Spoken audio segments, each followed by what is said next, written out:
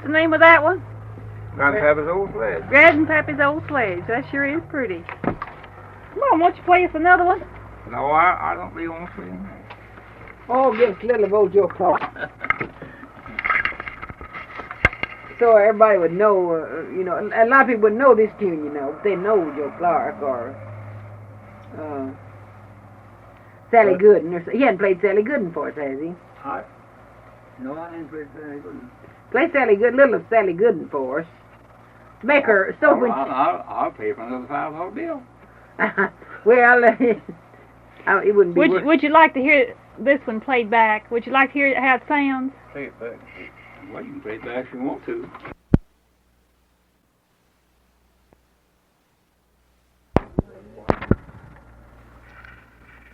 All right, Mr. Amburgey. Will you tell us what you know about these dulcimers? Well, this dulcimer I have here is it's an old instrument. Some think it originated here in the Southern Mountains somewhere in North Carolina, South Carolina, or maybe Tennessee. And there's not much history that I can tell you about this dulcimer. Well, you want to know something about the origination of this yes, dulcimer? Yes, if you'll here. tell us, Mr. Amburgey. I can say I don't know too much about it, except I know this one. What I learned to make, this particular design, I learned it from old man Edward Thomas, who lived in my neighborhood years ago. I'm quite sure this dulcimer here, this design is, it's a lot of over 100 years ago what Mr. Thomas made this dulcimer. And he came to Hyndman with the dulcimer. At different times, he'd make the dulcimers and he'd bring 4 or 5 strung across his shoulder. He'd walk all the way over here with the dulcimers, and he'd sell them to the settlement people up here. Now, where did he live?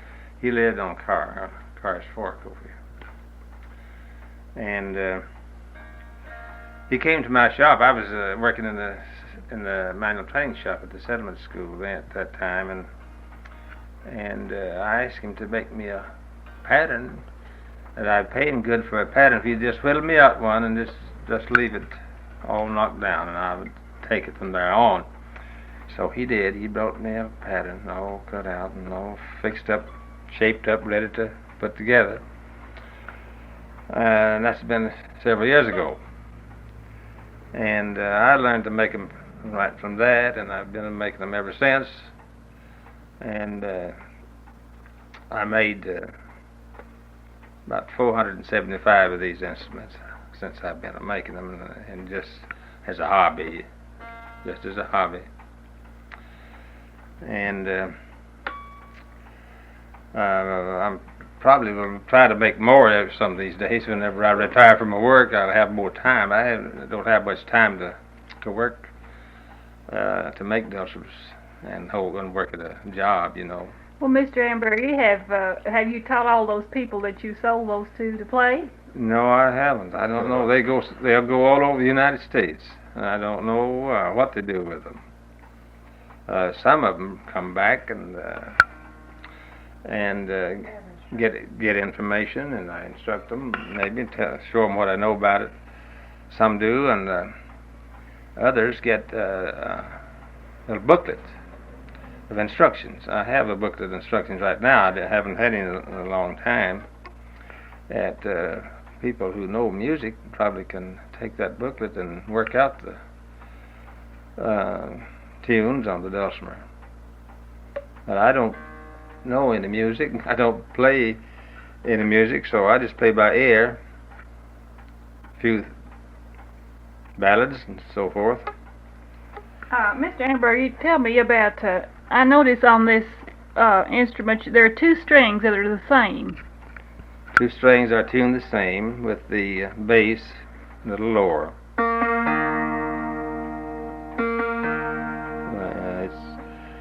The music teachers tells me that's, if you know anything, if you know music, sol, do.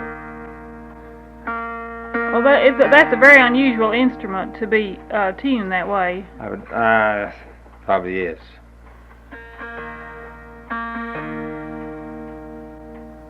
What woods do you prefer to use? Well, I prefer walnut mainly because I've made more. I've used more walnut than anything else, and you just don't have more walnut than anything else. Actually, I suppose I could get more different types of wood if I just search around and shop around and get it. But this material that you make these dulcimers out of should be seasoned well. It should go through a dry kiln. Because if you don't do it, they'll burst, split on you. A lot of them will. And you've got to get good seasoned lumber. But I use cherry, I use maple sometimes, and walnut. And I have used some white pine. Makes a good dulcimer.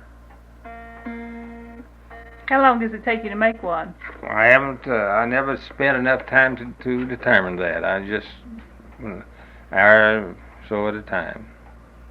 What kind of finish do you use? I use, ordinarily, I don't go in for factory-made finish on the dulcimers. I won't like that.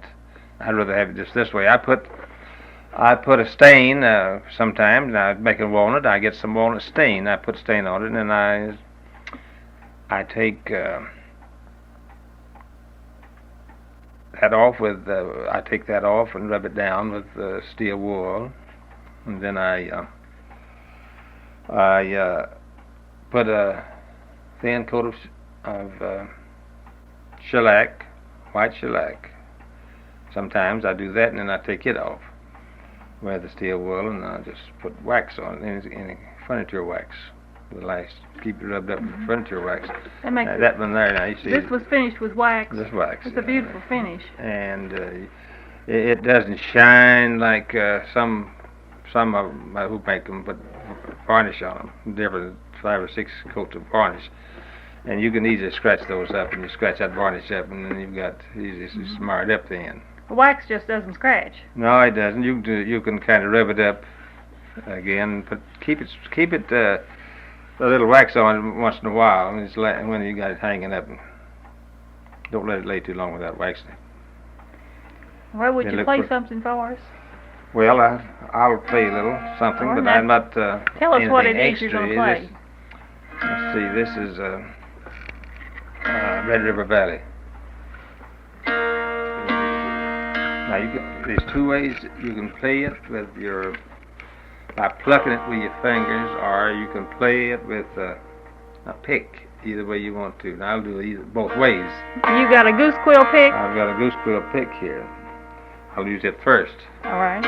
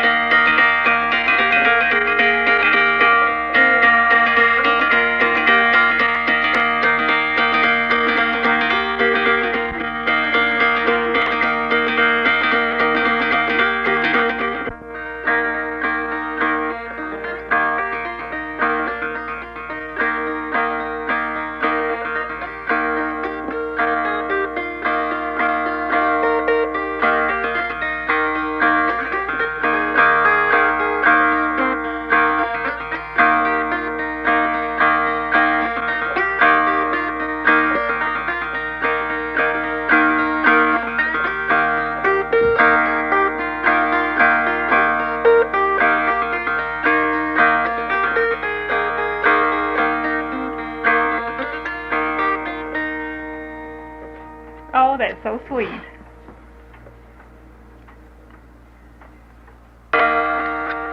You know, they call going down this road feeling bad. You know? Oh, I like that Well, one. that's a good one. Yes, well, that's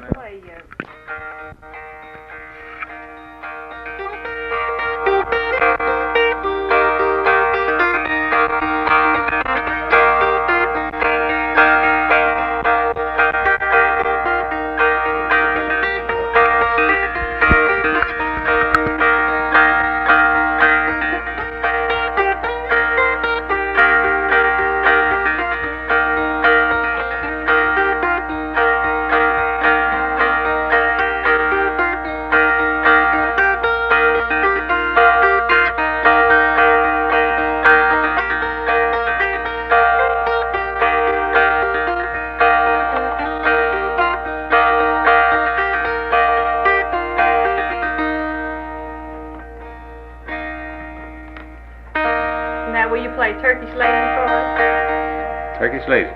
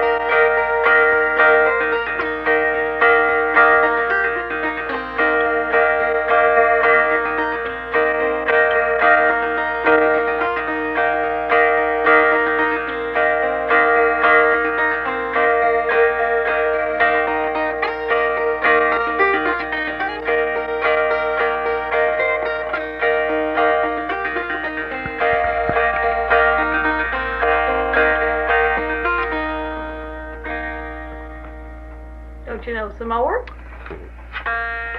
What? And that was Barbara Allen. Barbara Allen. I'll see if I can play Barbara Allen.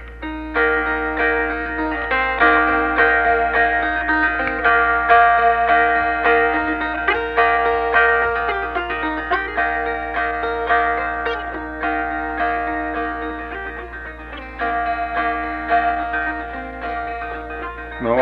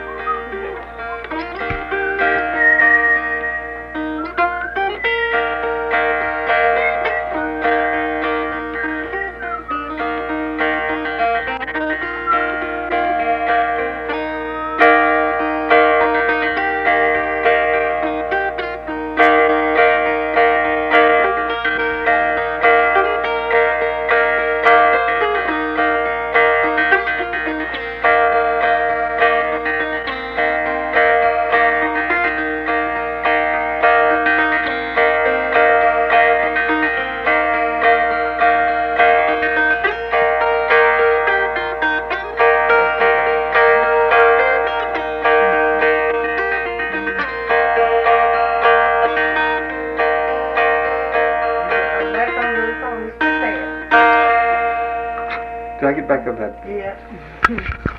They substitutes and they're like I can't distinguish them apart hardly. Mr. Amber, let me ask you, were these instruments used for dances much, or do they have enough volume for a dance? No, I don't think they have enough volume for dances, but I have been told that they were used for dances, have been used for dances, but not to my knowing. I guess mostly the fiddles were used for dances, weren't they? Fiddle and the banjo. Uh-huh. Hmm. This would be more the kind of a thing you'd sit on the front porch and That's use. right. Do you know any more you can play for us? Or Well, are your fingers getting tired? Well, I don't know. You ever hear groundhog? That's Yes, the I've thing. heard it and I like Play it so groundhog. much. All right, let's hear it.